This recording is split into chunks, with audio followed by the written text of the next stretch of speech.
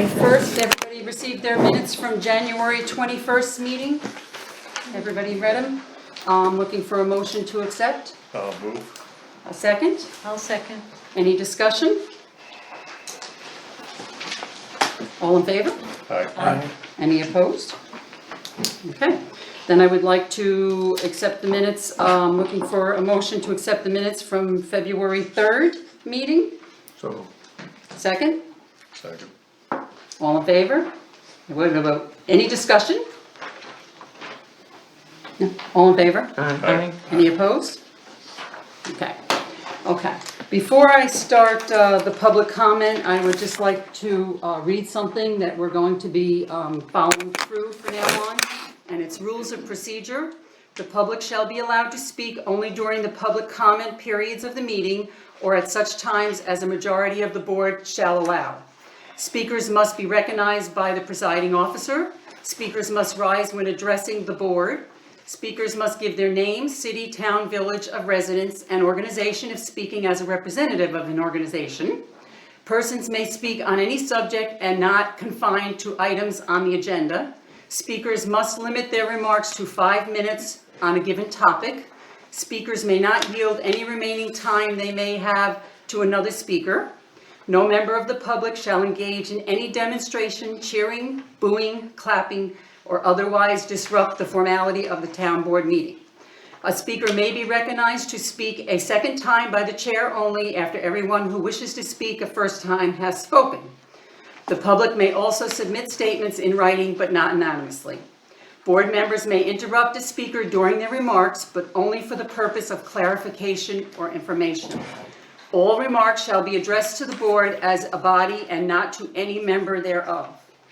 Speakers shall observe the commonly accepted rules of courtesy, decorum, dignity, and good taste. They shall not use colorful, vulgar language or swear words.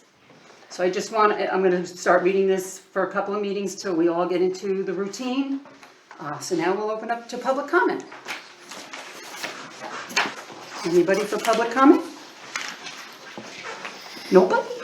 Kind of limited it, haven't you? After all that. Really? You've limited it with all that. Yeah. Okay. Use cuss words. So no public comment, then we'll go ahead to highway. Well, we've had a few snowstorms and all the equipment is still running good. Our new Dodge is performing very well. Yeah, that's good to hear. So, yeah, I know you were gonna jump all over that. We will have our The snowmobile trails have been, very well used. The groomers are in good shape. The trails are in great shape. The clubs are getting everything caught up and brushed out from where they were, all the trees down from the last, two storms ago. We've had some, I guess, concerns about not enough trail signage. And signage is a very difficult thing because all of our trails, as the locals know, change every year. We're trying to, every time we go through, take down inappropriate signs and put up the appropriate signs. We didn't have a lot of time this fall to go through things with the Halloween storm, washing everything out. We're just trying to get the trails open. Bear with us, we are every time going through with hammers and nails and adjusting signs. One thing I just showed Don, NYSSA has a app for your phones. Everybody has a smartphone or two. And you look up the trail map and expand it to our area. I have been updating it weekly with any hazards, any trails that, changes. All the local closings are on there. All of the Perkins Clearing closings are on there. They're marked in very bright red. The washouts down on the river trail are almost to the point of GPSing where the holes are. It's a very good app as long as we keep it up. And they allowed me to anything in Hamilton or Lake Pleasant be able to do. So we were trying to do that weekly. You say the name of that app? NYSSA, New York State Snowmobile Association, Okay. trail map. It'll pop right up, and then you just have to find Hamilton County on it, cause it gives it the whole New York State map trail system. And then you just keep expanding it until it gets to just like Pleasant area. And then if you click on the trail, either on the phone or on your thing, it says what snowmobile club grooms it. And then also, if you click on any of the hazards or anything else, it'll tell you what the hazard is. Is this an actual map? Yes, Yep. it's an actual So trail if map they're system. lost on the tree farm, quote unquote, All they gotta do is have a all they gotta do is pull smartphone that up? that has service. Yeah. Oh, that's right. How could I forget? On the tree farm, it's pretty good service though. Yeah, Yeah, in the it's tree not farm you bad should back have it. And there are spots that were marked where cell service was in. Yeah, those signs are still there.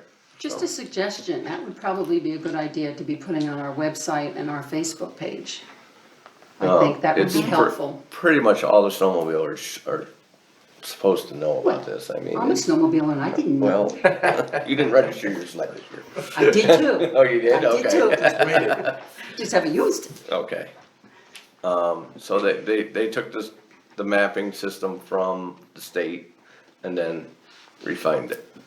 And made it so it's, the clubs can, and the organizations can alter things. As far as where the trails go, where the hazards are, where everything. They also allowed us to put in a little, like our business access trail. I can add trails in and, to each That's helpful. building.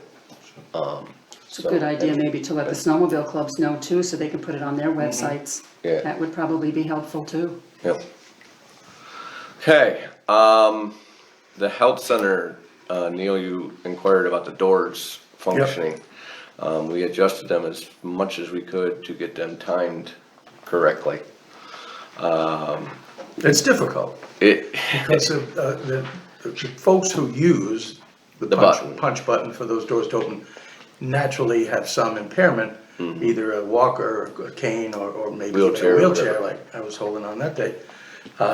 So what's the timing right for one opening and then the next one, and then you don't want it closing halfway through their Right. egress or coming in.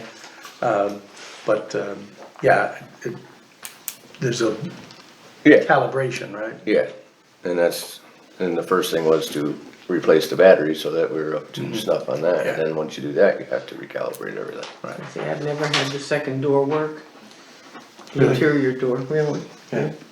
Maybe I wasn't waiting long enough. Well, if it wasn't up to our timing, it was I was in the health Ordeal. center and Eddie Winchell came in and he pointed it out to me. He says, these things are out of sync. And talked to the girls there and they said, no, the guys were just here, man. Andy was just here a week ago. But I think it was fading in the battery pipe too. Yep. Yeah. It's something you have to keep an eye on. When the power goes out too, does that affect? No, it's No, battery. it's all battery operated, so. We are in the highway department, we are shelving the roads.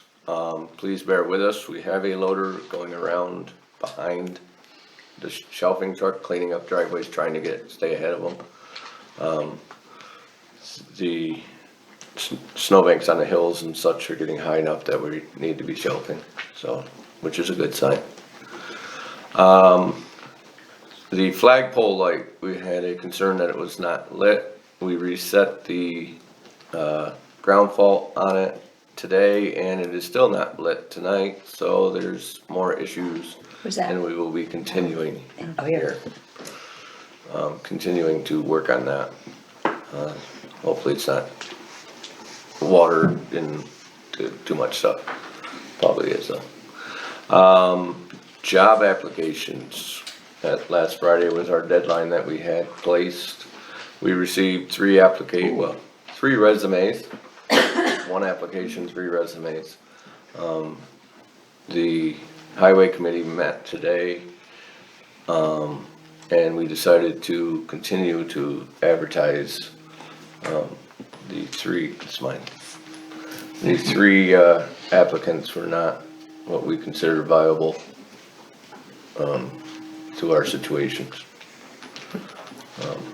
The being on call or the state road truck and the groomers is a critical thing. It's not a 9 to 5 job or a 6 to 2:30 job.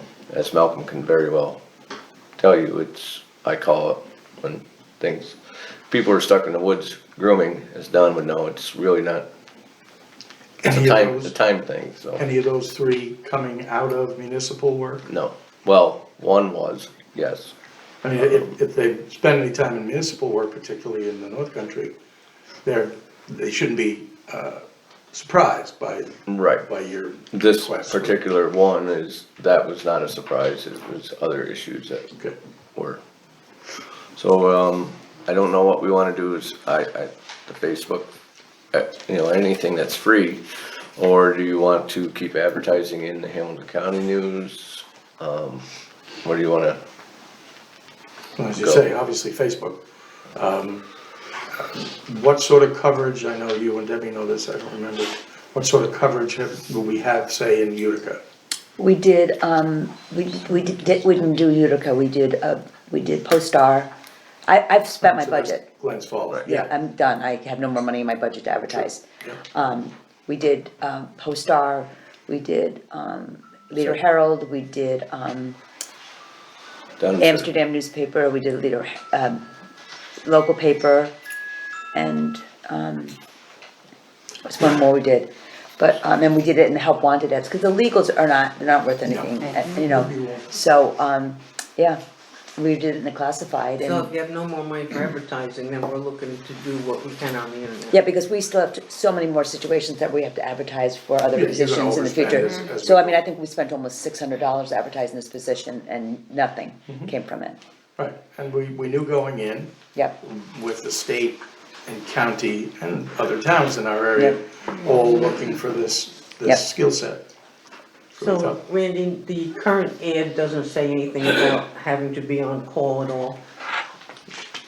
Before I put it back on my Facebook page and the town website, can I add that? Yeah, you can add that and, Okay. you're really not gonna get anybody. That's preliminary. well, you're also, it's gonna be, you Try. can also, reasonable amount of overtime. As That a might, result of that, as a sure. result of But it's that. mostly winter, you could basically put just winter on call, right? Yeah, because we're typically not out and about in summertime. So, I mean, yeah, we are, but there's options. Yeah, If we're there's- hauling right. gravel. Yeah. And something was down for a day or two, we can always Right, share with someone else. yep. That It's, might take some of the bite out of it by saying on call is a seasonal matter. Yeah, Anything else? that's the road names we already discussed, so that's, we have that system, so, nope, that's it. That's it? Okay, Unless you have something else that you wanna question me. I'm not questioning you. I see you every day, I'm gonna answer you every day. Okay, next is the right-of-way 175 Golf Course Road letter. The letter was approved at the February 3rd meeting to be mailed. On February 4th, we mailed it out. Last week, I received a letter from one of the right-of-way owners and was asked to forward it to all board members. Everybody received it? Got a chance to read it? Okay. 8 pages. 8 pages.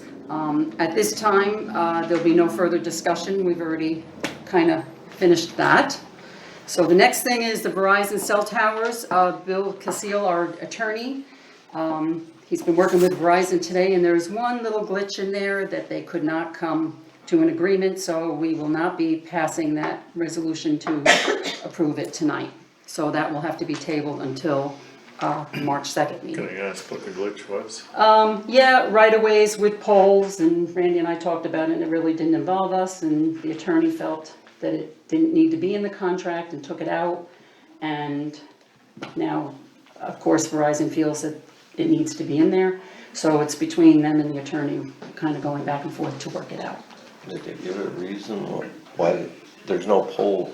We discussed it. I For realize us, that, there isn't. I realize Other that, towns, and the yeah. attorney realizes that, but Okay. I'm not quite sure if Verizon thinks they're gonna pull out the pole that's there, that we're gonna work. I don't really know what their logic is, but the day that we walked with them, it wasn't an issue, so I'm assuming that it's the pencil pusher in the office, not realizing these circumstances, not understanding it, is what I'm assuming. So, Okay, the LED lighting at the town hall is complete. And in the highway garage, the front offices and the highway garage are complete. They were short 6 light bulbs for the salt shed, so they will be back tomorrow and then that will be completed. So that will be behind us. And then on the mountain bike trails, last meeting I had brought up, that I had come across some old files and maybe it was time to start updating signage and that. I was chatting with Matt and Laura O'Brien today, and they had some great ideas, and I think at this time, we're just, as a town, gonna let it lie and let Matt and Laura see if they can do or accomplish what they would like to set out to do.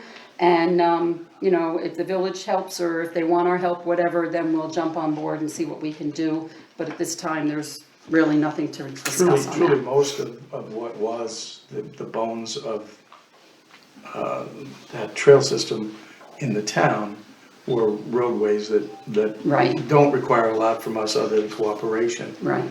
with the village. So Randy and I had spoke with Allison Buckley from DEC, and she's working on 2 new kiosks. They're 4x4, and one would be at the entrance of Elm Lake Road, and one would be the southern entrance of Perkins Clearing by the gate. But at this time, I think we're just gonna leave that. She's gonna start working with Laura too. I believe Laura's been in touch with her, so, too many people having their hands in the pot. We don't wanna make it any harder than it can be, so we'll just leave this for now. Office of the Aging. Debbie and I have been working with Warren County, preparing the paperwork to renew our contract for 2019-20. We're now working, the final contract should be back shortly. Our senior citizen agreement. Last year, Chris had updated a contract, but it was never sent to the seniors to be signed, so we had no contract in the office for last year. So this year, Chris again updated, and we sent the contract out, and I'm waiting for Pauline Slack. She said that there has not been a contract signed since Frank Mazzano. So we're waiting to get the signed contract back from her, back into the office, and then we'll go ahead and fulfill our commitment to the seniors.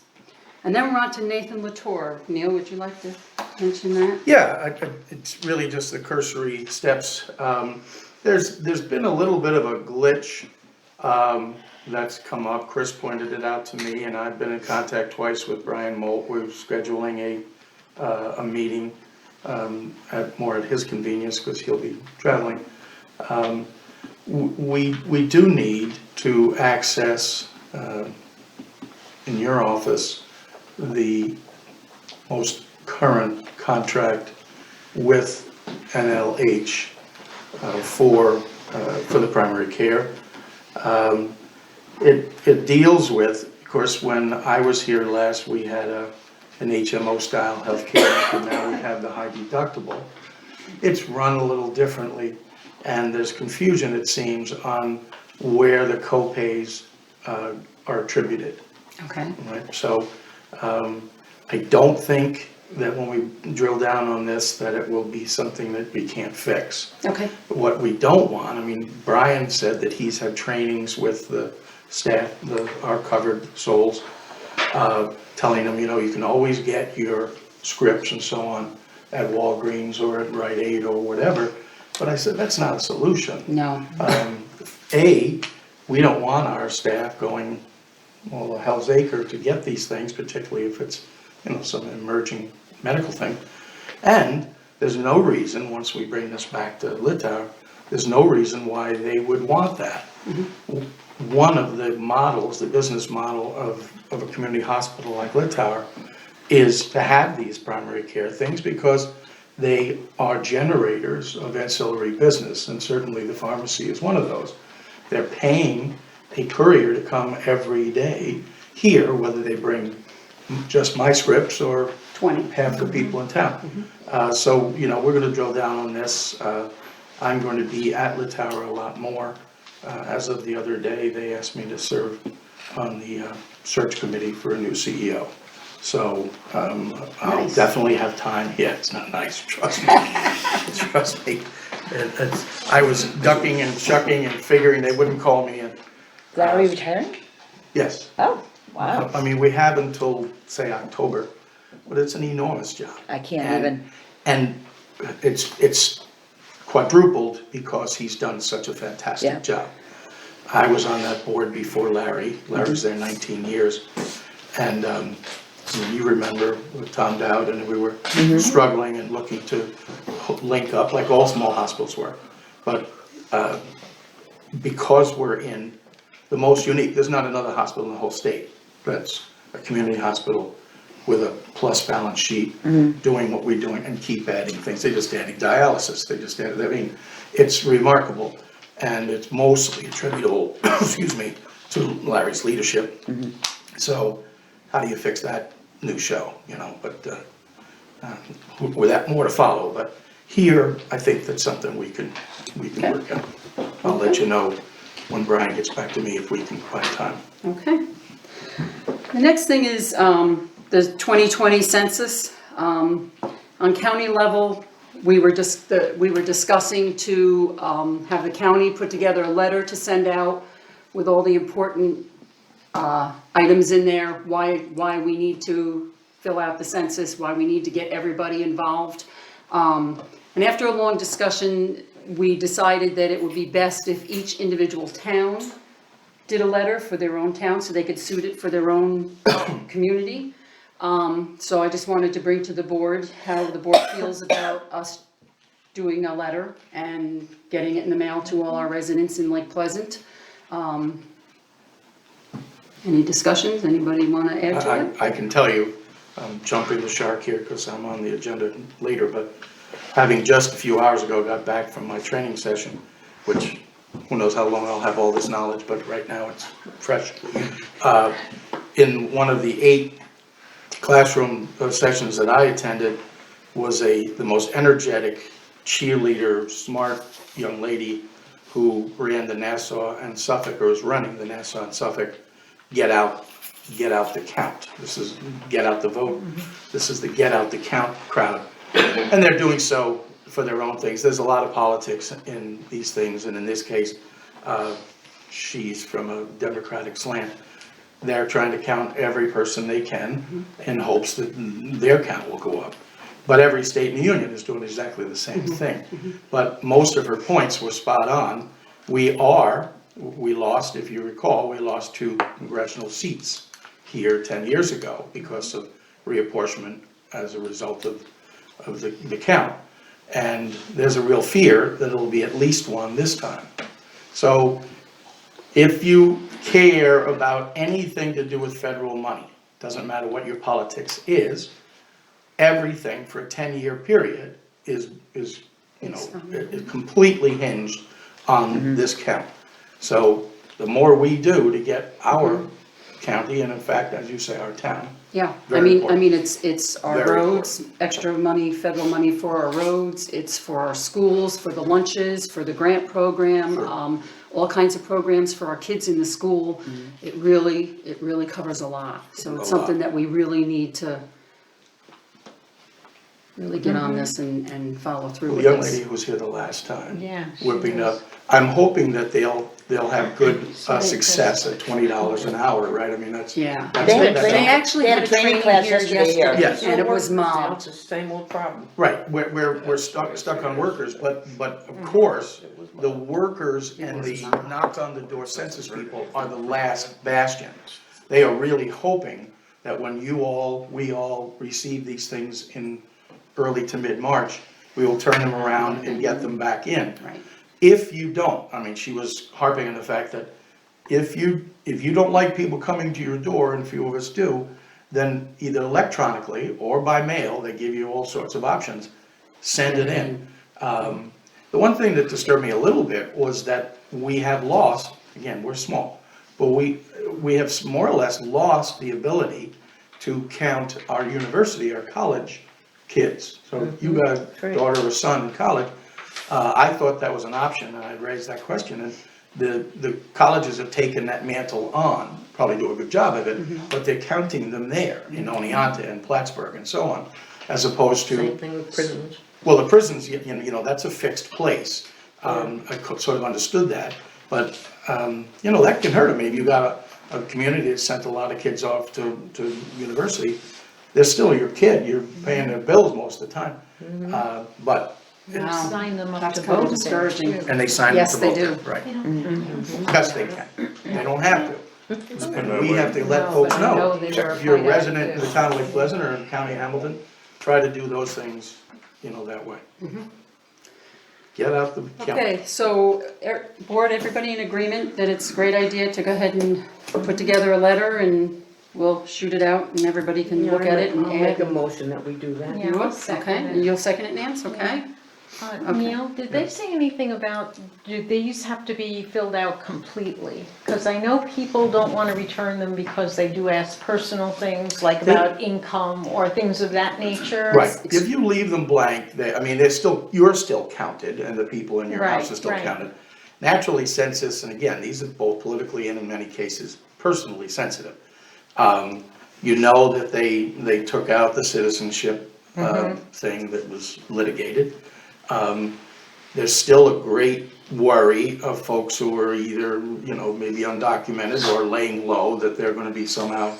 They swear on stacks and stacks and stacks of Bibles that they do not share to outside agencies via IRS, ICE, or whomever. right. But obviously you can leave things blank, it's still voluntary. They want that information so that, again, they can do these demographics. That's what I'm saying. Okay, so, any other further discussion on that? We got the motions? No? Okay, all in favor? Any opposed? Did you miss number 1, Betsy? No, Chris was 1 and Nancy was 2, right? No, I think she means on new Oh, business. oh. Town justice. You have so many Or on are you saving? the agenda, Yeah, I did. resolution for the town justices.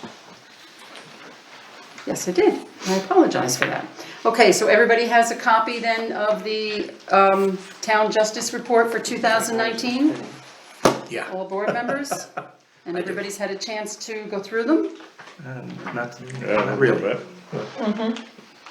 I'm late. I'll move that we accept them. Chris first, okay. Who's second? I'll second. Nancy, okay. Any discussion? They won't change. No. Okay, all in favor? Aye. Any opposed? Okay. So now that we go back to the census, we got a first by Chris, a second by Nancy. Any further discussion on that? Thank you for picking that up, Chris. No problem. I skipped but I right think over we just that. voted on that. So We did vote on it, but no discussion, okay, so all in favor? Aye. Any opposed? Okay, so next we're gonna get to the power outage, February 7th through the 10th.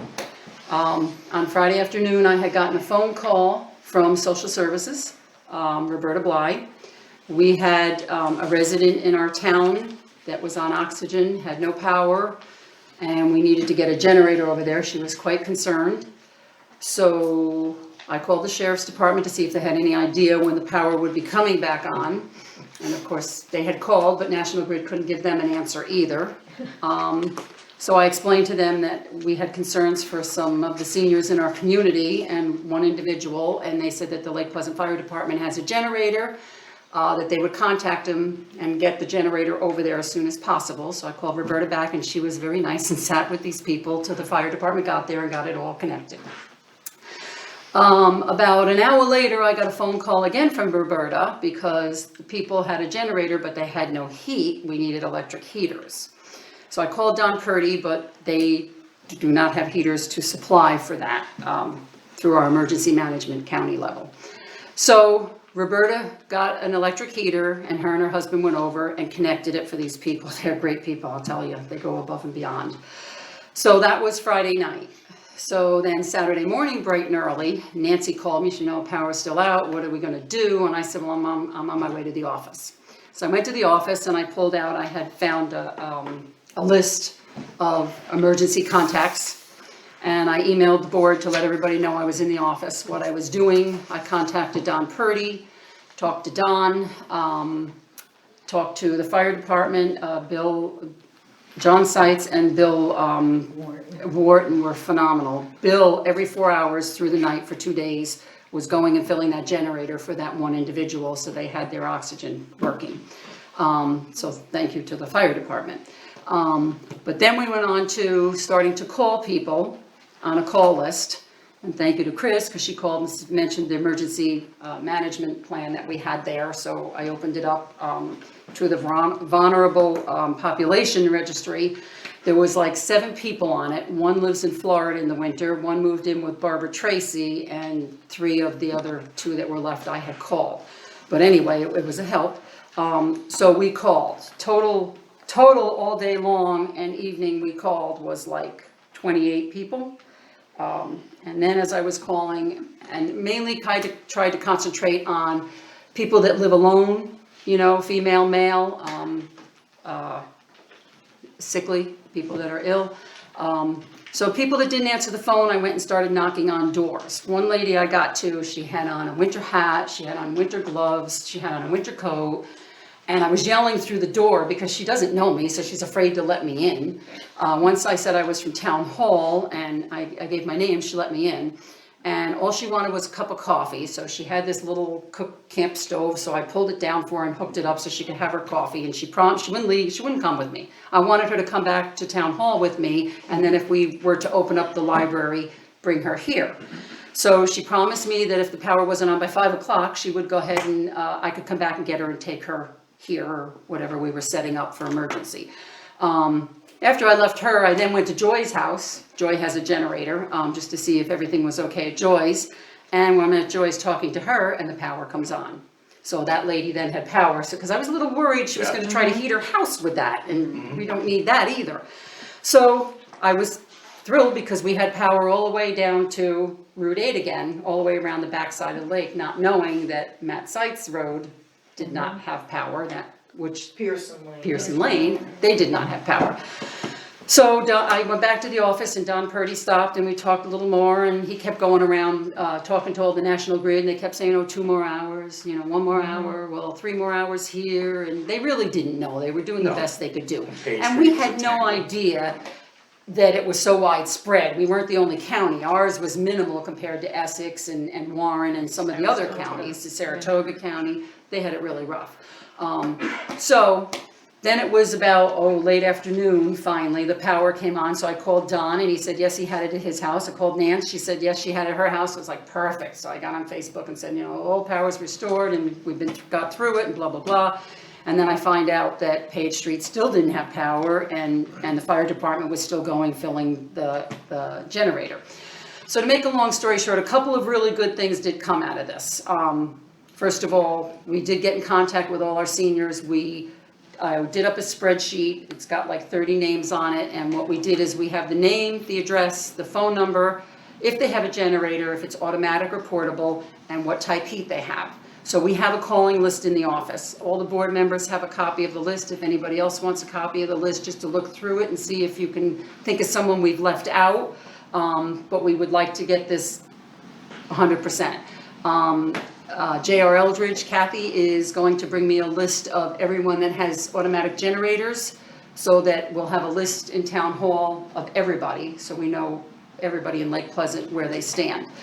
One good thing that came of it, the Lake Pleasant Fire Department last week ordered 2 new generators to have in case we ever go through this again. So they'll actually, what they did is they took the generator off their fire truck, so if there was an emergency, they had no generator on their truck, and that's a pretty bad situation too. So now they'll have 2 spare generators there at the fire department.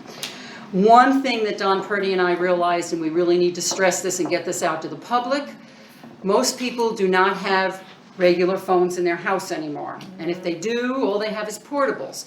So in an emergency situation, you cannot get a hold of them. So it's very important that we try to make people understand they really, really need to try to have one landline, you know, for that reason. Folks that are out of cell coverage Yep. in our town probably already know this. Sometimes it seems duplicative to have both, but you know, the landline, it's worth its weight in gold when these things happen. And I really think on county level, Don is also going to be pursuing that with anything that he has to do with as far as communicating with people. Another good thing that came of it is social services. Roberta Bly is getting a couple of electric heaters to have on hand, so that we can take them to someone if they need heat. If they have a generator, you know, if we can get them a generator and get them heat. So a few good things did come of it, learned a lot. We did everything we could do. People were asking about a state of emergency. We can't really call a state of emergency because our roads were open. Well, yes and Am I no. correct? Well, That's, you have the ability to impress upon the school that we need the shelter But you open. can't Yes. get people to leave their That's the hard part. And Don and I homes. discussed it. Coming here Yeah. for a few hours to warm up, Right. maybe. This When you was tell open, an the elderly library person, was we're gonna open. put you on cots in the school, because they have a full-service kitchen, et cetera.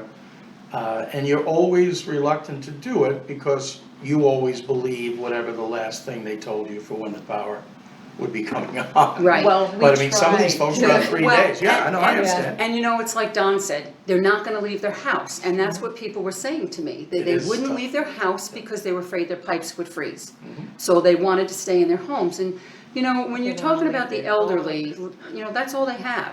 You know, especially when they're by themselves, and to go. And pets, Yeah, well, we had someone that had chickens, we were talking about relocating them, and they had a dog, and they had chickens, and they were heavy smokers, and it was like, where do you put someone like that?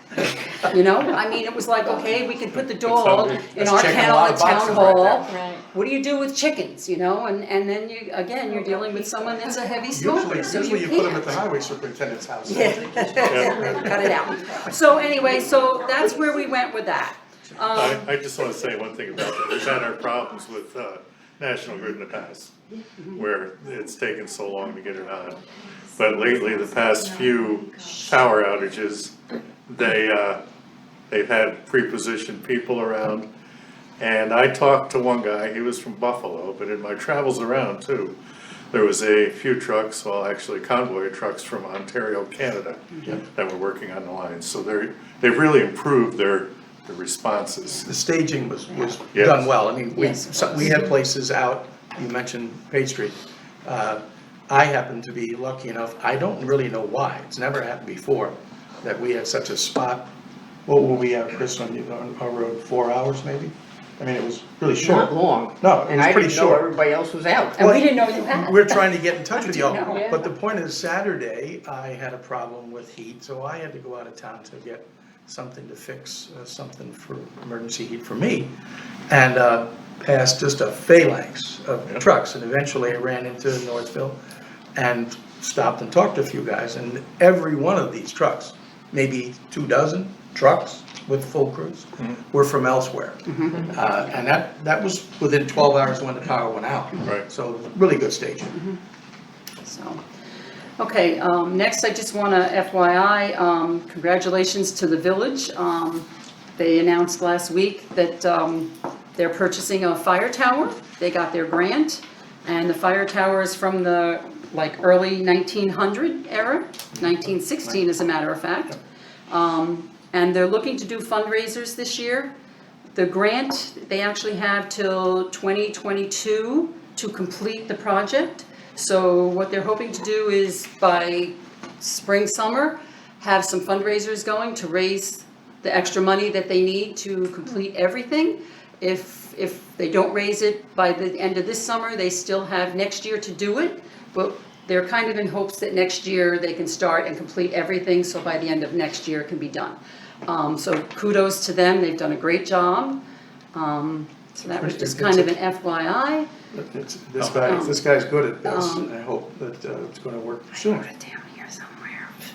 I think it was 46, Yeah. 45 feet, It's 46 feet? 49 feet. 49 feet, okay, Yeah. I wrote it down here somewhere, but I got so much scratch here I now. can't believe how small it is. Yeah.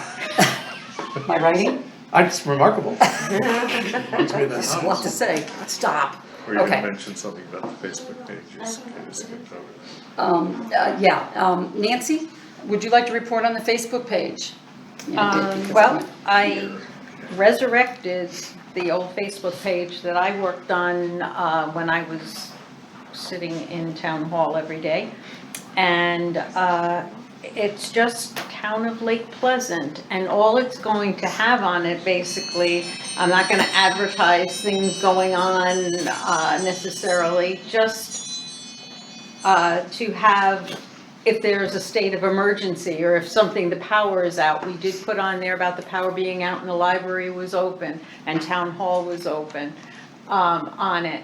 So it is just the town of Lake Pleasant, and I hope you can come on. I've noticed there's been quite a bit of activity, and I also put Debbie as an administrator, so Good. if minutes or something of that nature wants to be put up there along with the, you know. It's actually a good idea, and they have it on your website and Facebook. Sure. It's a great Yeah, idea. Yeah, we'll see. Well, we I have discussed to this the figure out last how to time. do this. How to put up. Nancy, may I ask a question about this? Can we just wait till public comment?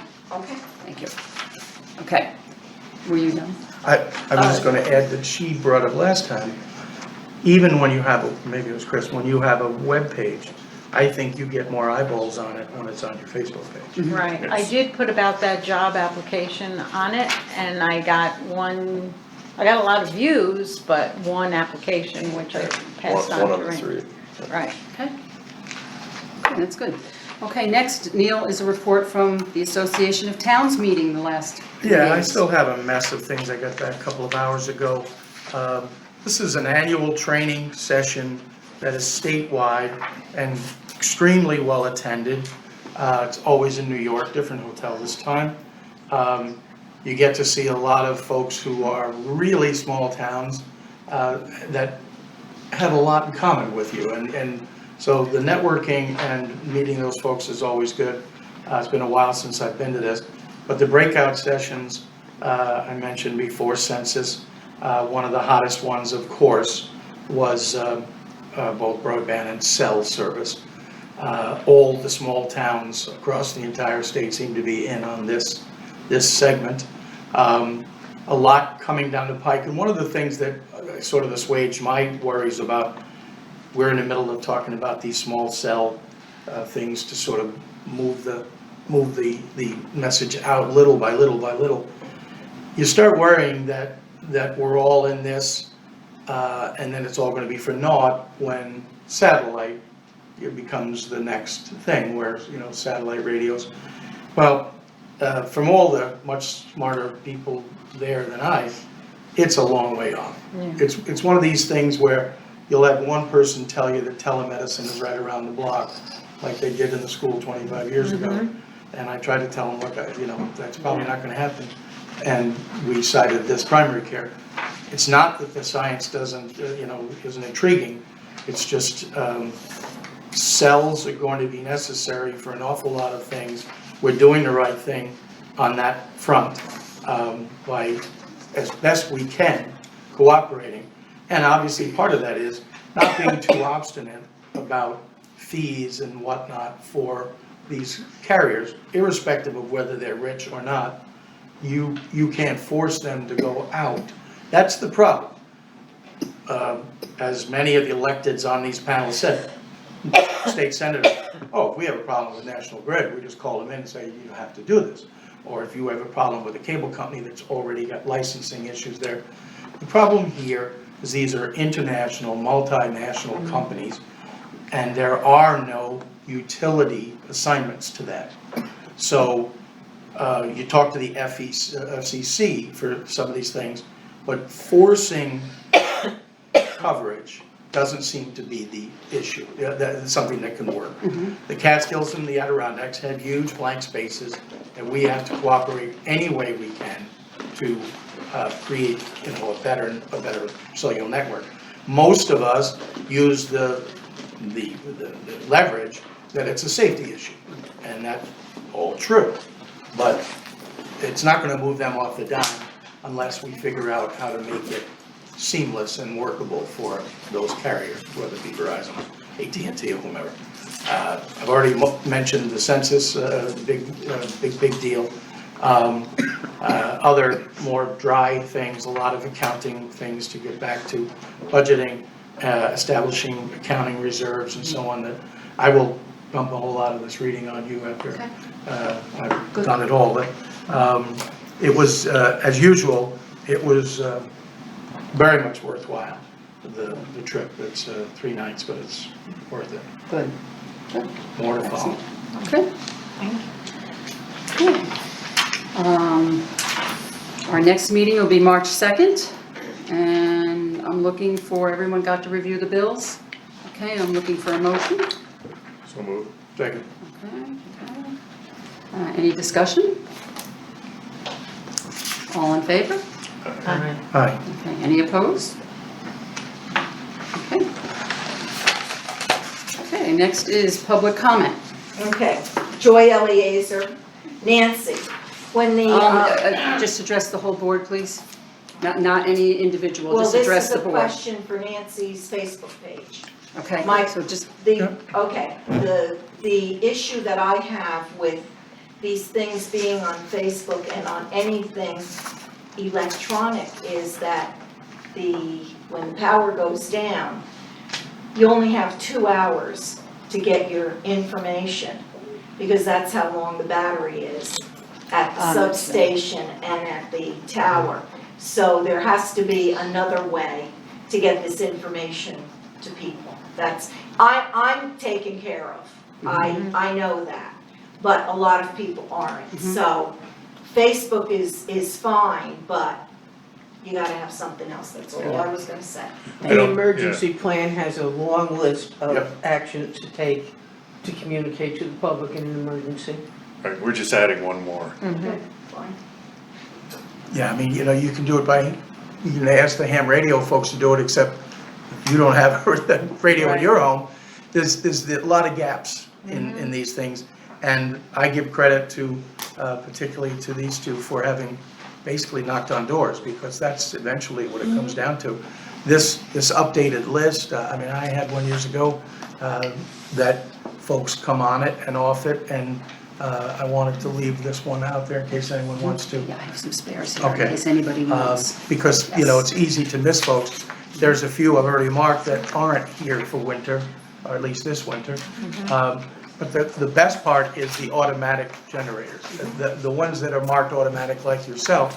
Not that they may not get called, but it's not an emergency to call you first. One of the things, when you mention heat, and they say that they're gas or LP gas, my furnace is gas too, but it's not gonna come on without power. Right. Nobody has a millivolt lighter anymore, they're all gonna be electronic igniters.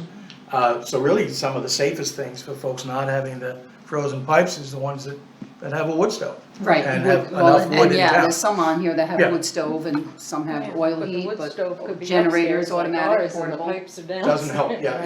Yeah, right. The thing that was pretty eye-opening when Betsy and I were talking was that initially, how many people are no longer with us Right. that were on that list Yes. that we had in the office? It was just so sad. It was sad. Well, I noticed the nursing service hadn't updated that list since May, and it's supposed to be done quarterly. Well, this was Because even, I I think, talked to her. prior. They're supposed to update every town's list quarterly and send it to the town clerk, And and they're not doing it apparently. Yeah. I mean, that was the whole point of the emergency Sure, plan. general reminder for that, because it really is critical, and there's folks that are. Any specific person I should be contacting? Um, Any name or no, You mean at just the call the nursing nursing service? well, Barbara Taylor is the one that was the lead for helping us put this plan together. I can give you her number. Okay, Question. okay. So this is great that you guys have taken this on, and I think it's wonderful, and obviously you've done it in the past, and it's just from year to year, changes and all. But what is the chain of command? I mean, you guys obviously took this on, but should there be, when we have an emergency like this and the power's out for like 6 hours or more, and we know these folks are gonna be in need, who takes on that responsibility? I mean, should the fire departments maybe have the lists and take that on, and the? No, it's the supervisor's It's the town. responsibility. should Just the start town's here. responsibility? It's the supervisor's responsibility. Should you get volunteers and people that you should Well, if it got to call? that point, that's exactly what we would have Or done, should you that's, already have that set up maybe, where if that does happen, you've got some folks in the community that can be like in a group that can be called to, hey, take these 10 or these 5 or 7 or how many each and go check on them. What the fire department told me, what Bill Wharton said, is if I had needed, and all I would have to do is mention it, and they would get a bunch of firemen to go knocking door to door, and that's how it would work. But we weren't to that point. There was just a few, and they were mostly elderly women. And that's in And the Joy, I plan. don't mean you, but there That's was in some the plan. I'm elderly old, women. honey, I know it. No, I mean elderly. And I can send you a copy of the plan if you wanna read it. Don't laugh, you're older. But I mean, so you mean, you're basically asking us, like, just volunteers within the community, not just the fire department or Because, I the mean, county? It should be where, you know, you would just check on your neighbors, but up here, you've got people that don't even have neighbors. I mean, there's no one Absolutely true. around them, and they might Listen, get there was forgotten. one person that I went to that did need help, and I found out the next day has a couple of children here in the area, Oh. and they never checked on them. Yeah, so. So, Just a second. Vicky Bice, Townley Pleasant. If you ever develop a list for volunteers to go check on people during these situations, I would like to put my name on that list. Okay. And I'll ride shotgun with it. I'm not sure if this is in the emergency plan or not, Chris, but clergy in the area, their congregations, they would probably have a knowledge of who is in need. Yeah, that's something you do in advance though, not wait. I for think- the- I think that's what But she's that's a talking good about with our idea. list. Right, She was asking if Maybe, that was yes, already in the if plan. If that's should- part of the plan, and I don't ahead of remember, to time. tell you the truth, I'd have to check the plan, and refresh my memory. Yeah, but that, because Sure, it's a good idea. the churches all seem to know who needs help at Thanksgiving, or who needs. The more input, the better. Okay. But to answer your, I mean, Chris hit it right, it's the supervisor's responsibility to get the ball rolling, and they work with Don Purdy, she mentioned, he's the county emergency management director. So sometimes he'll have a little bit faster knowledge of, say, it might be out 6 hours, it might be out 12 hours. And then he coordinates with the other 8 supervisors in the county the same way. But then it's really about having plans that are written in the town hall, and you break them out, and you dust them off, and then have a better, like we do now, contact list of the folks. Because sometimes, again, with all of these, I'm so happy to see how many people have better generators than I do. Automatic generators, mine is a wheelbarrow and, you're stepping over a bunch of extension cord. But it certainly works, particularly when it's only out for 4 hours, what I mean? Yeah. Do we have to put you on the list? No, thank you, not yet. You never know when a blue phone one isn't gonna work, you never know. No, that's right. So basically, what it is, it was up to me, that's why I went to the office, and then I contacted Don right away to find out, is there a game plan, when and where? How do we go about this? Being so new, I was only in the position like 4 weeks when this happened, and I didn't really know what my job was. I knew I had to do something, but I didn't really know what my full role was. So Don was a tremendous help. He was at town hall a lot with me, all day and into the night. He was very helpful. And I had one situation in the 6 years where I pulled that trigger, and both the school and Lake Pleasant Fire Hall were open all night, Yeah. no one. Yeah, well, and that's what Not one- Don said, he said, Yeah. Betsy, I'm gonna tell you right now, at this time, no one is gonna leave their home. And I know what I did wanna mention, because, Chris delivers Meals on Wheels, and when she does, she takes the dinners, she actually takes the application for our emergency program for them to fill out, and she would turn it into nursing, but they're not filling it out and sending it in. And I think what it is to fill out paperwork, put your information down and send it somewhere to a stranger. Whereas if you have someone that you feel comfortable and you're more apt to give them your information, a friendly face, this is Betsy from Town Hall, or Nancy from Town Hall. Thank you, Chris. I find that people are more apt to open up and accept the help. That's what and I'm just guessing, because they're not sending it in, from what Yeah, Chris well, is saying. that's why, I'll contact those 2 people too, because I worked with them Okay, putting a plan together. okay, because it may be But- just that they are doing their job, but no one is sending any new information to them to add. Or subtract. They're That's all back supposed to to the send door it to door anyway. is best, Okay, unfortunately. next question. Tim Smith, Lake Pleasant. Going back to the old business, I know everybody got that letter, is what decisions have been made as far as what the town is doing with the property or the right of way? The letter that we sent out was exactly, I know stuff has to come out, but I know everybody received also a letter from the Sangenberger, quite a lengthy letter, but has the town decided, are they putting up any signs or doing? we're leaving it just like it is. The only thing that we're asking is what the letter said was just for the personal items not to be left on the property. But their use of the property, everything else would stay the same. But what That's how we about all left the it. other people that can use it? It's town property. Is the town gonna It's just change like any the of the assessments library since or, we're all being assessed higher by having this That's right not away that's in now open to discussion. everyone? that's not for discussion. That town doesn't set assessments, you know that. It would be up to the assessor. Who's gonna Town care board for the doesn't. property?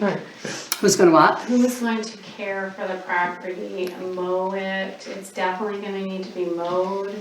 There's some dead trees. I was just down there snowshoeing. It's actually beautiful access at the moment. Usually, a lot of times in the winter time, it's not passable. You can actually get down there. The ice fishermen are using it. They're out there. That's great. But looking around at the dead trees, there's several of them that are dead. And usually the Sangenbergers mow, well, there's a few people that mow, Tim's even done it. But honestly, the property is pretty treacherous if it doesn't get upkept. So it's usually just been done by the right-of-wayers. I'm just worried about liability for the town. Well, because that was the whole idea of I the sign think- going up initially. That's what the attorney advised us to do to protect us as a town for liability purposes. That's why we put the sign up way back, Right, 10 but years I'm ago, just 9 saying years the ago. property is gonna need some care. not long ago. It's like 2 years. 2 years. Yeah. Town didn't do anything with the property for over That's a 20 different years. sign. Correct. The sign was put up the first When Leo year was in, right? I was on the No, board. no, it was first year I was No, here, it was 2000. before we were on the board, Chris. We put the Oh, that's sign up. right, yeah. Leo started the Yes. investigation and all that, and then it transpired to lawyers It's been and like this 3 and that and boards. everything else, and finally I had the Oh, it's sign made up. useful, okay. The first summer that I was there, so that's It was when Dan 2000, summer of 14 or 15. It was his first summer Okay, that so the it's like sign 6 came up. years Yeah, that it's been up, okay. No, it hasn't been that. No, I don't think No, so. it's only been about, Probably it was 2.5 to 3 years. November, It's only been up. about 3 years. Well, anyway, I got pictures of them when I went out. anyway, honestly, the way it is the way it is. We're just gonna leave it alone, and the And right who's of way gonna people can maintain- use it as they always Who's gonna do. maintain it though, Um, since it's your property? Who maintained it before you guys started? I'm not trying to be You've always sarcastic, The but Sangenbergers and the Meyer families have maintained that property for 45 years, I think, okay. altogether. I mean, as far as if the town board wants us to do it, we'll maintain weed whack and so on and so forth, but it's not gonna be raking the beach and this, that, and everything else. It's going to be access, like we do on Well, this Oxbow. this is why we had to tread lightly about, you know, who's going to be excluded or included here. Because it's a town property that, because of the nature of the two bifurcated lanes, everyone seems to use the one. And I was not aware of the length of time that the Sangenbergers and Myers have been involved there. And we don't wanna get into a morass where we're telling folks not to do those things anymore than telling others that they can't traverse it. Now, if they don't want to take care of it, I guess we'll have to. I think Address it. where the problem lies and our feelings lie is that our property assessments, all of us on the right of way are higher because we're on the right of way. And also, we've gone down there on occasion recently because it's been such an issue, it's been public, and several people from out of the area, vacationers in the summertime, staying somewhere else with beach access, have been found there.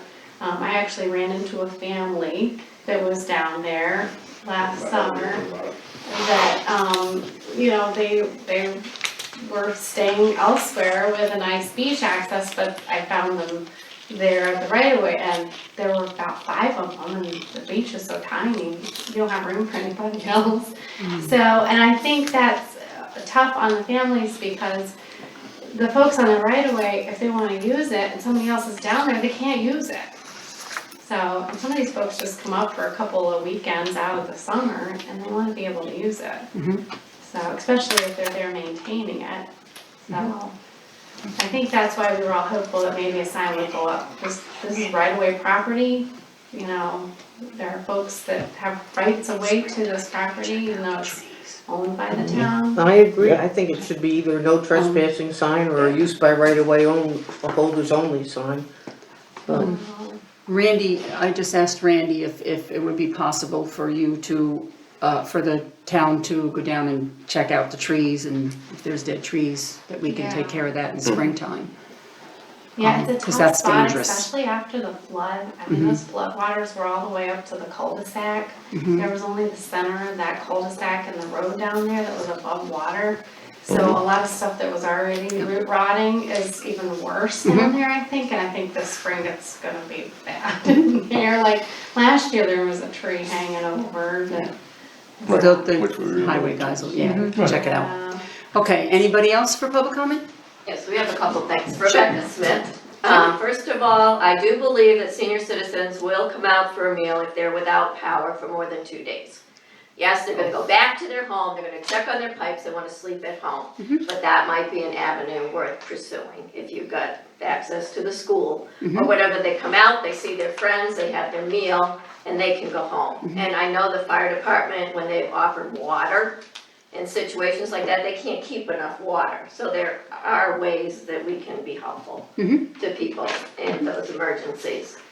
As far as Joy's question, I don't think I heard an exact answer for who's gonna like kind of be responsible on that portion of land, because sitting here, I'm hearing, oh, it's gonna be as it was, and there's a family that's been doing it for 49 years, and we hope they continue.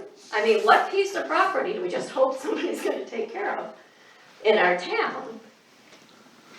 I mean, either the town's going to be responsible for it, or. Well, Randy said that if that's what the board wants, they'll go Yeah, down we- and weed we whack, will- and they'll maintain it if We that's will what go you're down and looking weed for. whack and maintain, I'm just saying that it's not going to be us raking it every other day and so on and so forth. If someone's pet goes down there and,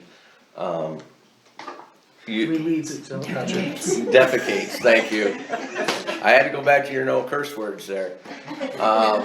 Then we're not going to be cleaning every, this and that. We will keep it as we do other town property. We will weed whack and such. Somebody previously, which, was one of the steps in this, drove down in there and then had somebody else come in and put, the chips and everything else, the pathway, as we're calling it, down in there, which made it tremendously better than what it used to be. We didn't put that there. We're not going to exceedingly make it, a pathway going down in there. It is a lake access as defined. It's not, the vacation beachfront. We will make sure there's no unsafe trees, so on and so forth. As soon as I'm made aware of it or I see it, we'll, the guys in their mowing circle that everybody sees everybody do, the health center, the library, the tennis courts, I will add that to their, weed whacking and such. It's a weekly event. And so be it. It's not, a huge onset. It's not like taking on this compound. It's only 50 feet wide and so long. I mean, if it's flooded, we're not doing any, raising of the land so that people can walk down there without getting wet. That's just not part of it. Thank you. Anyone else? C.L. Smith, speculator. My question, or actually it's more of a comment or even an information gathering. Because we've had so many ice storms and a lot of the tree limbs come down and they pull the power down and the snap poles and all that, how much leverage does the county, town, village have with the power companies to do tree trimming pre-storms? Well, I actually talked to Don about that, because I said we should be going down the road doing a video when they were going through all the wires and that day, and for a few days. And he said that there's nothing that can be done, because between the DEC and the APA, they will not let them cut them back any further. Which to me seemed ridiculous, because they were between the wires and down, like, we all know, we all were here. Purdy said that? Don Purdy said that, yes. Can I add Yes. to that just a little bit? Yes. Last fall, people saw, and I know I commented on it here, that there was, on Golf Course Road, National Grid was coming in to cut some, what they consider danger trees, they were called upon, and so on and so forth. There's a lot of work down there. In that communications, I have a now National Grid, he's the assessor for where they send the emergency crews to cut out these danger trees. I asked him, I said, so if I make a list to you, will you, he goes, oh no, that's not going to happen. Because it's a nightmare for him if every highway superintendent called up about every tree that was possibly could fall down on the power lines. Because we can't cut over power lines, so on and so forth, or at least we're not supposed to. So what they basically told me is when they hit the ground or hit the power lines, then we can take care of them, which I think is totally wrong. And it's, you know, landowners can make phone calls to National Grid and so on and so forth, and that's what happened on Golf Course Road. And it took almost a year to get these people to come down there. And they cut 20 trees where they could have went from one end of that road to the other, going down through there, and there's so many birch trees and so on and so forth. Now we all see what birch trees are doing with these ice storms. And they'll have to come back this summer on that same exact road that they were there. We even volunteered, they chipped everything, cut the logs and laid them there. We collected the logs and hauled them away. Speak up, Would you like me to repeat? You know, CO, you know this yourself already, but, there's a nuance there, right? What's in the utility power right away, and what's on your property or mine, and that's where we get a little bit sketchy. But there's no such thing as there's nothing you can do. I think, speaking perhaps with Don Purdy and maybe with Randy, the Public Service Commission is your outlet here to bring something to bear. They're right, they're not gonna just take your list and go through there, because it involves sometimes state land. That's the only place the APA would have any In which they can get jurisdiction. permits for. And DEC, they have no bearing on this. It's not, you can't just say those two and stop. There's a lot of private homeowners that after whatever the power company's rights are yours. So yeah, I think we still should make that list. It's just, it may not, you can't think it's just gonna fax it like we do when bulbs are out on streetlights. We're probably gonna have to carry this through with Tracy Eldridge, carry it to the Public Service Commission and see what we can do. It would have been great to have some of those pictures of that canopy coming over. It was beautiful. It just, I'm surprised, let's face it. We should have been out of power a lot longer by the looks of what we had hanging. Aaron Weaver and the Historical Society, he went through all the back roads and he videoed it. Nice. So it was on Facebook and YouTube, so that could be something that perhaps could show them. Good to know. You know. But that's probably was Adirondack wide, or however big those storms were. But the squeaky wheels get grease. Maybe we need to point out through the village, through the town, maybe the county, some of our problem ones. I mean, there's one across the street from the inn Why it's not down, I have no idea. I guess it's on McCarthy's property, but it grows on about a 20-degree angle towards the power line. It costs money to take trees And down. it costs money, right, and they have the contracts, but you see them, or watch them, they'll cut holes, right, just far enough, Yeah. but they're not gonna cut it if it's on the Smith property or it's on the McGovern property, unless we're proactive, so maybe a little The ones that squawk. scare me are the where they Wrote a cut note, one I'll contact side. Tracy. You know that they're gonna. Okay, is there, anybody else have any other public One last comment? question back to the right of way. Is there any reason that the town needs the right of way? Needs the right of way? Needs the right of way? Is it a benefit to the town? or- It was given to the town how many years ago? Has They the bought it town for a dollar. weighed its, Wait a minute, let's go. you know, whether it's more beneficial for the town to have and to keep this piece of property versus the liability of the town of keeping the property? Can I answer a question with a question? If the town weighed it and it was such that there were not enough people, there are people who have approached this board and the board before this and the board before that, to keep it access, which is what it's written as, is lake access, to the public. I wouldn't say it's a great number, and I don't know that we've really weighed that completely, but the question to you would be, what's the other solution? The other solution we came up with a while ago, we asked if it would be possible for you, the board, not you personally, but the board, to turn it over to us as our association, where the association would give a fee. You put the board, when they got the property, paid $1 for it. Right, there's, Okay, right, so I think if we, as an association, paid a nominal fee to take it over, it would be out of your hands. I mean, the town has a beautiful beach in here. the We village. have a beautiful beach over on Sacandaga. Why do they need this 50 feet of property? We pay extra taxes and anybody can use it. That's our gripe. Our taxes are based on that property. But if everybody can use it, why should we pay taxes? Extra It's just like the Thank you. public beach, we all pay taxes in the town if we own property on the public beach and we all can use it. Vacationers even come in and use it. Village, It's, yeah, the village beach. you don't pay any taxes for that beach. Right, true. You do. Right, The point there is, but the point that's been a is, discussion if for you many, have a many law- years. Should the village, like many places at a resort, have a thing and a bracelet and only people who are either staying in or whatever?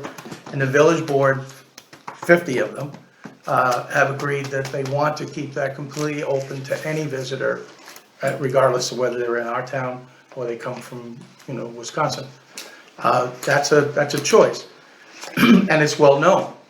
I think some of the concerns I'm hearing from you folks is that it seems like this kerfuffle about this thing has brought more attention to that access area than we had before. So now, maybe you're seeing folks, you've used it for a number of years, you're seeing more folks using it than in the past, Right, that since don't the seem to be sign right was away, up, yeah? we've been seeing a lot more use in the summertime. No one cares who uses it in the wintertime. I mean, it's not, And the funny thing about that is, when the folks were weighing in early on, when Leo first brought it, the townspeople who wanted it were winter Right, people. because they wanna be able to And you go know ice. what? Shanties, yeah. the people who are on the right of way, I think Tim and I and Joy are we the only year rounders? I think we are. And the rest of Swans. them only wanna use it in the summertime. So the winter is not an issue. It's the summer. Okay, is there any other public comment? I thought I read that, you're considering like 3 major pieces of equipment and like setting money aside. I think there was a groomer in there, maybe an excavator, I forget what the third one was, but could you just kind of publicly say what's going on with that? There's, equipment reserves for, let me count. There's a groomer equipment, there's a truck fund, there is a garbage truck fund, there is a loader fund, not loader truck. There is a replacement of the six-wheeler that we have fund that's in the budget at this point in time. So there's 5 reserve funds that are in the budget. Can you explain, like, the rotation, what Okay. you mean by that? The They're not truck- gonna be bought this year, is what- The easiest is the truck fund. The truck fund is, we set $50,000 a year away. The average truck cost about 200 to, this last one was 217,000.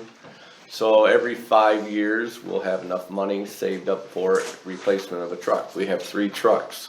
So that means after 15 years, the oldest one, which will be 15 years old, will get replaced. So, every truck will be 15 years old when it's replaced. The groomer, we are somewhere into this, it started out as 20,000 and it went to 25,000. And that is somewhere, I do believe, around 60,000. We purchased the used groomer from Inlet, which was 34,000 2 years into it.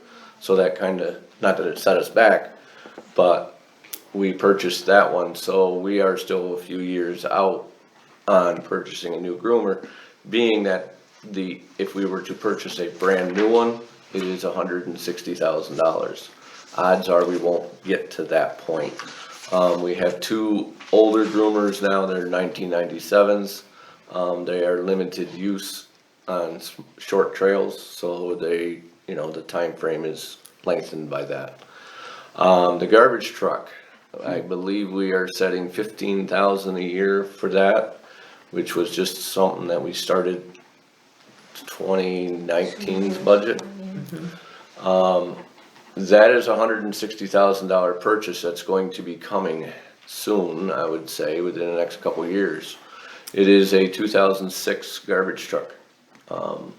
It's not the mileage, as we all know. It goes around this town twice a week. It is the rust and so on and so forth. The chassis is a Freightliner chassis, which is dependable. The packer on the back is going to eventually just fold itself up. It does a lot of work. It crunches everybody's garbage, packs it up, and then pushes it back out at the thing. And when it starts rusting out, there's nothing you can do to stop it. It's just eventually going to go. It is 15 years old now. It's at its life cycle of everything being replaced at 15 years. But we don't have the funds right now available, so we started putting money aside for it. Going on to that is the loader. The loader is a 2006, 7, somewhere in there. Those are $120,000. It doesn't get a lot of usage, but when it's needed, it's needed. We load a lot of material, summer, winter. We had the county loader loading the salt, which is greatly affecting the longevity of our loader. That fund is very minute. I think it's only 6,000 or 7,000 a year. I mean, we just put whatever We extra just wanted to money get reserve funds Just get it started. started. Yeah. Oh, you don't know anything about equipment and how you have to apply for a seal, right?